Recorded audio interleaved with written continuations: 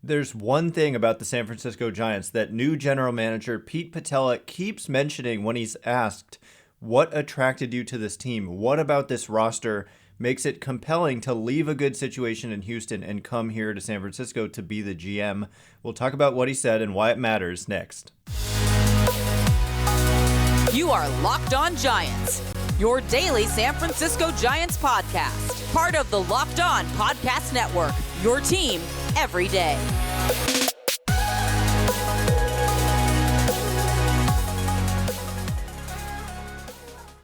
Hello and welcome to Locked On Giants, part of the Locked On Podcast Network, where it's your team every day.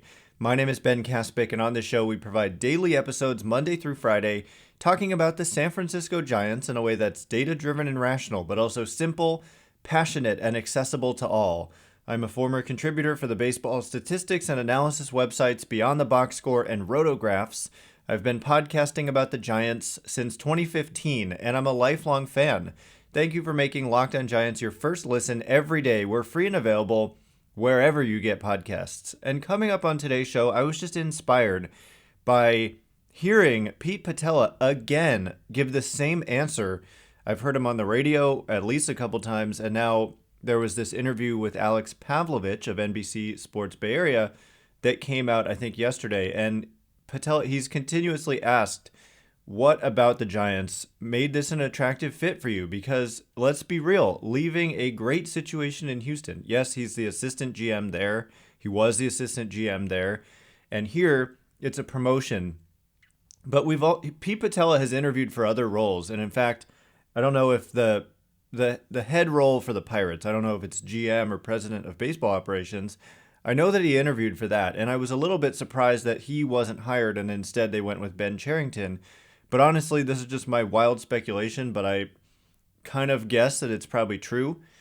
He may have been offered that position, but when he keeps talking about what attracted him to the Giants, actually one of the things he said that is not my main point is that the resources available is really crucial. You don't want to go to an organization where you're just really tied down with ownership limitations on spending. And in fact, that's what a lot of Giants fans seemingly think is the situation here. But if you look at a team like the Pirates, it is just a way different situation. Just like you wouldn't really want to go to the A's and take over their operation either, because it's just a whole different game when you just can't spend money and you are just like forced to build your roster from the ground up and never, be able to keep your stars, et cetera, et cetera.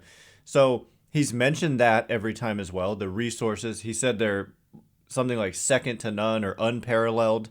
So that's interesting to hear. But the thing that he keeps focusing on is the depth that the Giants have built up. That is what he talks about with the roster.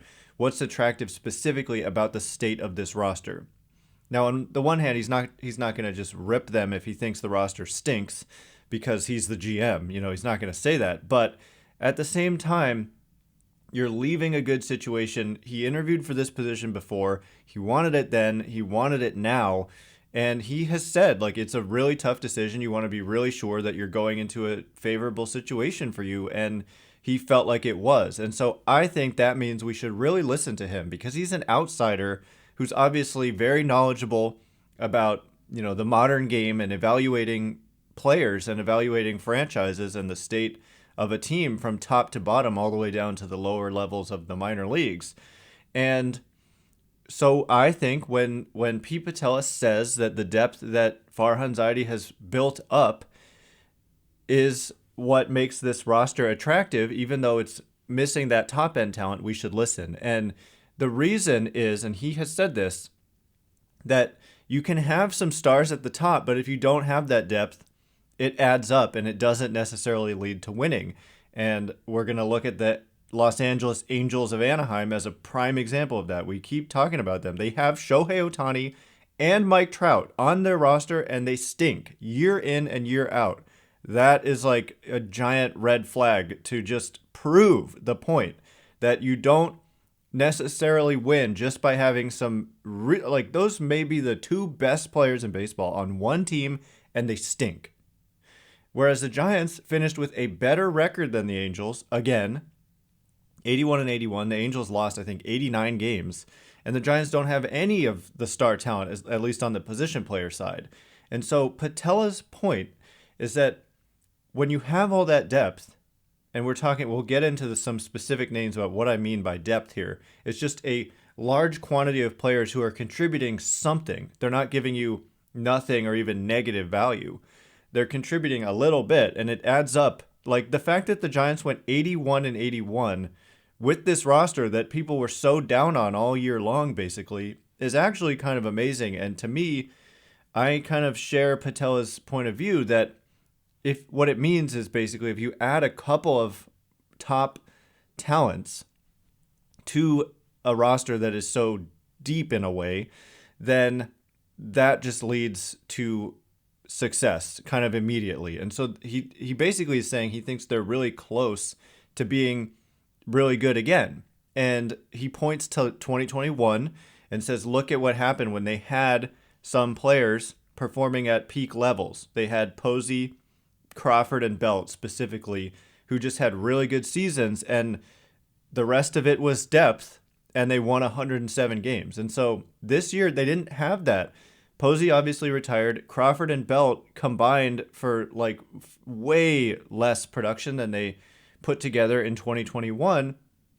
But really, if you think about it in terms of like wins above replacement or something, the Giants had some players who were very negative in this category. So imagine if instead of these players, you had a couple of 5-win players, 5 wins above replacement. It really does mean you're looking at a team that would have won 91 plus games. If you replace the players who were negative, your 2 worst players with 2 really good players, you're winning 90 plus games and you're going to the playoffs. And so they're not that far off. Whereas the Angels, it's a different kind of calculation for them. It takes more time in a way to build up the depth than it does to just add a couple of top tier talents. And what makes it exciting for me is that there is top tier talent available to sign. And it seems like the organization may finally be willing to kind of prioritize that given the state of the team, in that that's clearly what they needed in 2022. And so coming up in just a minute, we're going to look at some of the individual names who kind of make up that depth, kind of give examples of what I'm talking about. We'll look into free agency and see who are some of the impact talents who could make this team immediately significantly better and much more. So all of that in just a second. But before we talk about it, the old-fashioned dress shirt it really should be a thing of the past, with the fact that they're not very comfortable. You wear them to work, and then you basically can't do anything afterwards because they're so stiff. And if you're trying to go play 18 holes of golf, good luck in that tight dress shirt. Dress shirt was due for a radical reinvention, and Rhone stepped up to the challenge. Rhone's commuter shirt is the most comfortable, breathable, and flexible shirt known to man. And here's why. Their comfortable 4-way stretch fabric provides breathability and flexibility that leaves you free to enjoy what life throws your way, from your commute to your 18 holes of golf. What could be better? And really, just even being at work, being able to feel that flexibility and breathability is a game changer. It's time to feel confident with a wrinkle-free shirt without the hassle. With Rhone's wrinkle release technology, wrinkles disappear as you stretch and wear the shirt. It's that easy. The commuter shirt can get you through any workday and straight into whatever comes next. Head to Rhone.com/lockedon and use promo code LOCKEDON to save 20% off your entire order. That's 20% off your entire order when you head to RHONE.com/lockedon and use code LOCKEDON. It's time to find your corner office comfort. All right, as promised, I want to look at some specific examples. We're going to look at the Angels as well, just as a comparison, and see. Yes, they had a couple of players at the top who were better than any players on the Giants. Mike Trout and Shohei Ohtani, just the offensive half of Shohei Ohtani. Even imagine if Ohtani didn't pitch a single time in 2022. He's still, without any pitching, was more valuable than any position player on the Giants. And he doesn't play the field. And so his offense alone was more valuable than any Giants player's offense combined with their defense. And so that's kind of hard to do. It just tells you how good Shohei Ohtani is, even just at the plate. And it also tells you how the Giants really didn't have any impact position players in 2022. They had a lot of solid position players. Certainly less so. I think that their depth wasn't as good, and they had problems at times. Like Donovan Walton got a lot of playing time and dragged the team down. He's one of those guys who ended up with a negative WAR, and Tommy LaStella, same thing, negative. So those two guys combined were like -2 wins above replacement, and a replacement level player is like, in theory, kind of those extra guys you have on your roster, the guys who aren't starting, but guys who fill in if needed, basically. Giants kind of run their roster a little differently than that. Everybody plays because of their kind of platoon system and whatever, but, Walton and LaStella were worse than that in terms of league-wide typical replacement level player. But I mean, they had 5 guys not combined, but who put together 2 or more wins above replacement this season in Tyro Estrada, Mike Yastrzemski, Austin Slater, Jock Peterson, and Brandon Crawford. Wilmer Flores was well on his way to this, but he ended up really slumping over the last month and a half, so he didn't count. J.D. Davis put up 1 win above replacement with the Giants in just 2 months, and so over a full season, that would have translated to about 3. Not saying that performance would have sustained itself over that long of a period. Like, he did well in those 2 months. He wasn't guaranteed to continue to do well over the next 4 if he had been here all year. Evan Longoria put up 1.3 Fangraphs wins above replacement in just 89 games. And they had 21 players of at least 0.1 win above replacement or higher. So 21 players kind of chipping in a little bit at least. Whereas the Angels, if you look at their roster, they had Mike Trout at 6 Fangraphs wins above replacement. Actually, they had 3 players who were better than any player on the Giants. Taylor Ward also put up 3.8 Fangraphs wins above replacement. And Shohei Ohtani, this is another example of how, from an offensive side, because he doesn't play defense when he's not pitching, the value is limited, even though he's such an impact bat. It was, I say just, but 3.8 Fangraphs wins above replacement. That's not nearly as high as some of the better offensive players in the game, because those players, some of the better, position players in the game, because those guys play defense, whereas Ohtani is only a DH when he's not pitching. So you combine that 3.8 for Ohtani with what he does on the mound, which was like Carlos Rodon-esque. So maybe 6 Fangraphs wins above replacement. You're looking at a 10 WAR player, which is rare. You don't see those seasons very often, and that's what Ohtani does. But anyway, 3 players at 3.8 or higher for the Angels, whereas the Giants' top player was at 2.7. And yet, the Giants overall, I mean, if we look at like just their overall wins above replacement by their position players, the Giants, they did not come in very high here. They were at 20th in Major League Baseball in wins above replacement overall at 15.7. And the Angels were 22nd at 11.9.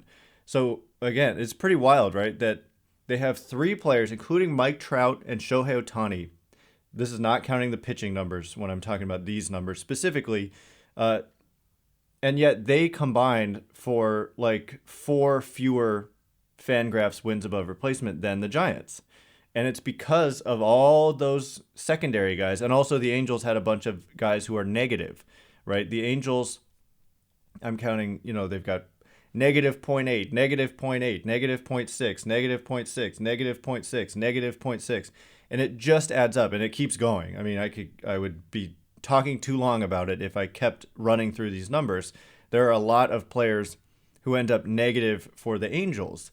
And if we look at the Giants and how many negative players they have, we've got -0.8 for Tommy LaStella, -0.7 for Donovan Walton, -0.5 for Elliot Ramos, -0.3 for Kevin Padlo. Amazing, -0.3 in just 4 games. He was that bad when he was here. Yermin Mercedes, -0.2. Stuart Fairchild, -0.2. And then there's just 3 other guys who are negative. So a lot fewer. There were too many for the Giants this year. And specifically, like I said, if the Walton and LaStella playing time had gone to your best two players instead, you're looking at a 90-something win team for sure, maybe even mid-90s. But for the Angels, I mean, there's just a lot of guys who were not good and were providing negative value, and it's much harder, like, to replace that many. You basically just are in a bad position, and that is why the Angels are in the position they're in, and they have not figured out how to win, even though they have literally, arguably, the two best players in baseball on their roster. And so, yes, when Pete Putila says over and over that the depth of the San Francisco Giants is what kind of makes their roster most attractive to him, this is what he's talking about. He also specifically mentioned how, the bottom half of your lineup can be a problem if you don't have depth, but he also said the back end of your bullpen. And I thought that was interesting because do the Giants have a good back end of their bullpen? I'm not so sure. They certainly did last year. This year, maybe he just views it as kind of normal, like regression, and not just regression, but just normal, random kind of underperformance is more so what I mean. And you look at the worst relievers on the Giants this year, Sam Long, negative -0.5 Fangraphs wins above replacement. But even he only had a 3.90 ERA. But again, wins above replacement is actually based on fielding independent pitching, not ERA. And the fielding independent pitching was much higher at 5.55. Jose Alvarez, negative -0.4 Fangraphs wins above replacement. Wins above replacement, not the best metric for relief pitchers, but just kind of making an illustration as to what the worst relievers on the Giants really kind of looked like this year. But for Alvarez, he was injured. He was so good for them last year, and this year he just wasn't, and he ended up being hurt and I think needing Tommy John, and his contract is up after this year, was up after 2022, and so very likely he will not be back. Zach Littell was one of their worst relievers, and they don't have to bring him back. He's arbitration eligible. There's just not a lot of guys who are killing you here, and they do have, ultimately, Camilo Doval turned out to be a great story. Tyler Rogers ended up having a good year after a shaky start. John Brebbia had a solid year. Junis had a solid year. Alex Young showed up pretty well when all was said and done. Shelby Miller was impressive. Scott Alexander.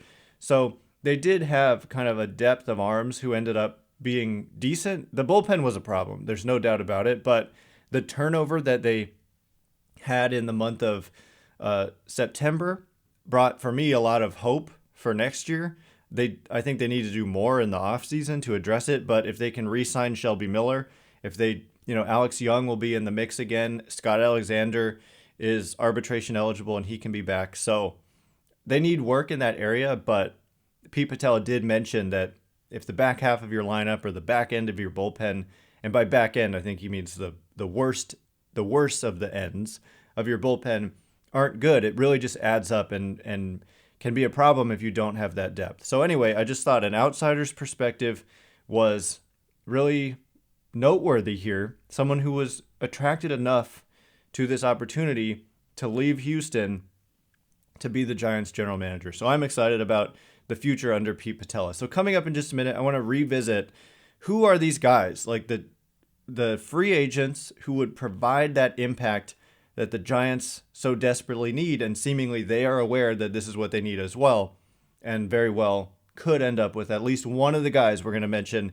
in just a minute. But first, all right, as promised, we're just gonna remind everyone who are some of the impact players who are out there in free agency, because there are quite a few, but then it is a little bit of a top-heavy free agent class. So there's a number of guys who are these impact type players, and then there's a pretty significant drop-off. There's not so much of kind of a mid-tier, and by mid-tier I mean like above mid, but not elite. There's like Brandon Nimmo, some of these first base options like Anthony Rizzo and Jose Abreu. And besides that, it kind of has a drop-off. Maybe Brandon Drury, do you throw him into that mix? Josh Bell, do you throw him into that mix? So if we look at 2022 wins above replacement, because, I mean, yeah, like I said, if you just replace, I'm not sure Tommy La Stella survives the offseason. And if you replace that production with, I don't know, I mean, these guys don't necessarily play the same position, but let's just call it Aaron Judge, who put up an 11.4 WAR season for the Yankees this year. If the Giants had that, they're in the playoffs for sure. Just one player would have made all the difference who had that type of year. But that type of year is exceedingly rare. Shohei Ohtani, not a free agent, but could be a trade candidate this offseason. He probably would have put the Giants in there too. But it is a little bit different because he is, part of it is pitching, and the Giants had a pretty full rotation, except, Wood and DeSclafani, certainly with his injury. I guess Ohtani would have replaced like Jacob Junas's innings probably for the most part.